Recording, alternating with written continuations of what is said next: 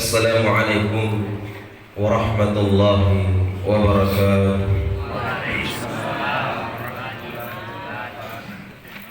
Allahu Akbar, Allahu Akbar, Allahu Akbar, Allahu Akbar, Allahu Akbar, Allahu Akbar, Allahu Akbar, Allahu Akbar, Allahu Akbar, Allahu Akbar kabira, walhamdulillahi katsira, wa subhanallahi bukratan wa asila. La ilaha illallah wahdah, sadaqa wa'dah, wa nasara 'abdah, wa 'azza jundahu, wa hazama al-ahzaba wahdah. La ilaha illallah wallahu akbar, Allahu akbar, walillahil hamd. Alhamdulillah, nahmaduhu wa nasta'inuhu wa nastaghfiruh wa natubu ilayhi wa na'udzu billahi min shururi anfusina wa sayyiati a'malina.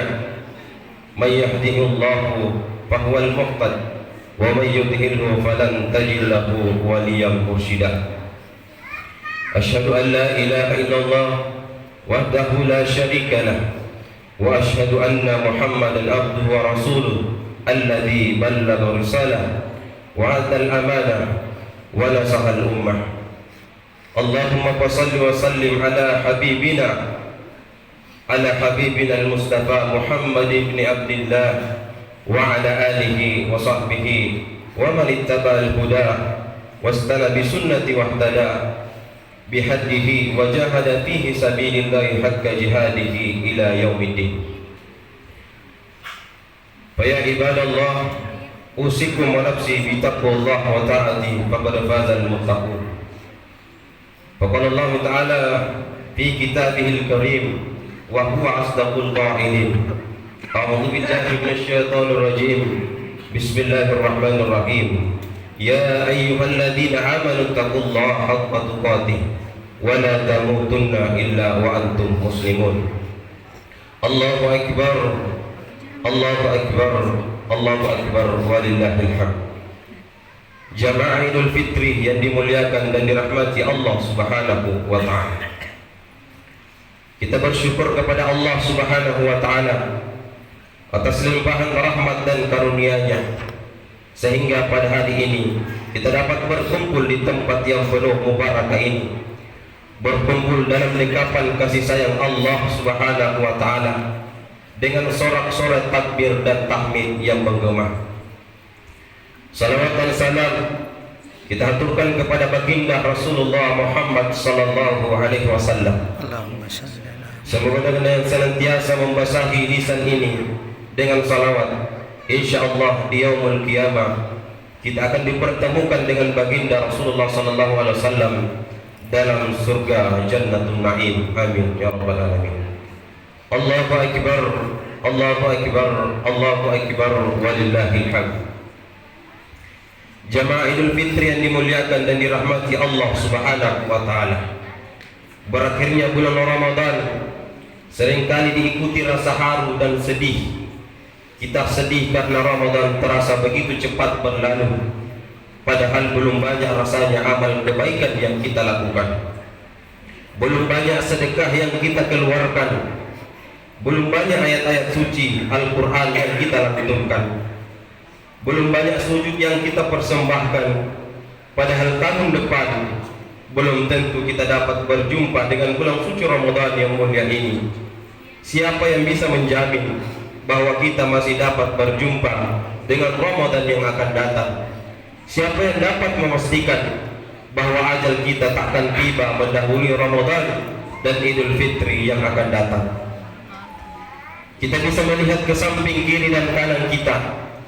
Kita periksa orang yang kita cintai, ibu bapak, saudara, istri, suami, tetangga, sahabat dan handai tolan.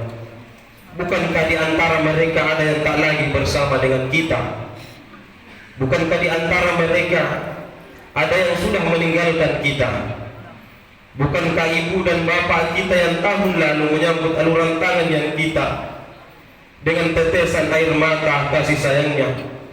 Kemana ke adik-adik kita yang lebaran tahun lalu masih berbagi bahagia dengan kita? Kemana ke tetangga atau sahabat dekat yang tahun lalu masih memeluk kita dan mengucapkan selamat Hari Raya Idul Fitri?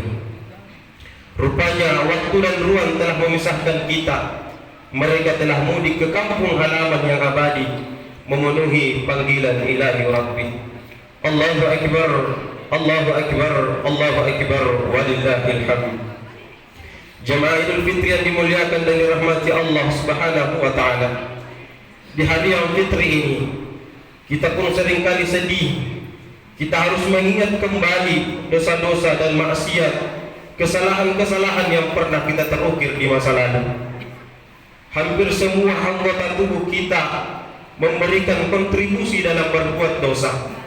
Tak terhitung lagi berapa kali tangan kita bermaksiat, berapa banyak dosa yang ditimbulkan dari mata dan telinga kita, berapa kali kaki melangkah ke tempat maksiat, berapa banyak orang yang tersakiti dari lisan kita, berapa banyak penyakit yang bersemayam di dalam kalbu ini. Maka Ramadan hadir sebagai sarana takziatun nafs, pensucian jiwa, lisan, mata, hati, telinga, tangan dan pikiran kita dibersihkan, dikarantina selama Ramadan melalui puasa dan berbagai latihan pengendalian diri selama sebulan. Qad aflaha man zakkaha wa qad haba man dassaha. Beruntunglah orang yang mensucikan jiwanya, dan rugilah bagi siapa yang mengotorinya.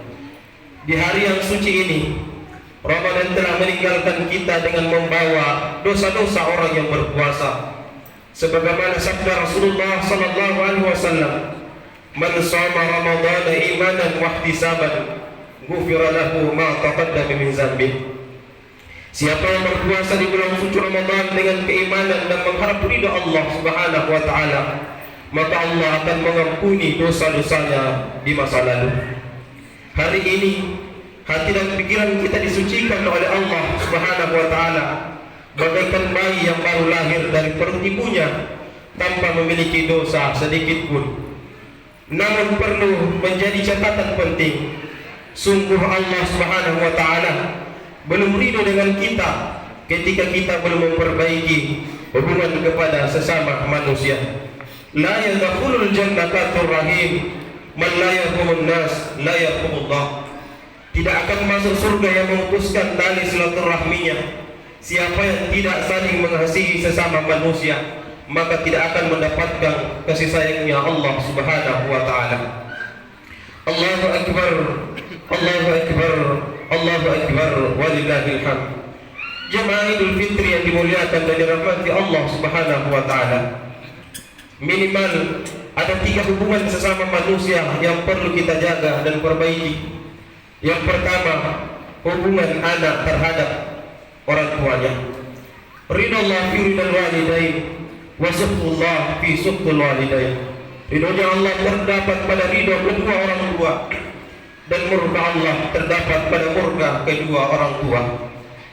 Hormati orang tua kita dengan cinta dan kasih sayang.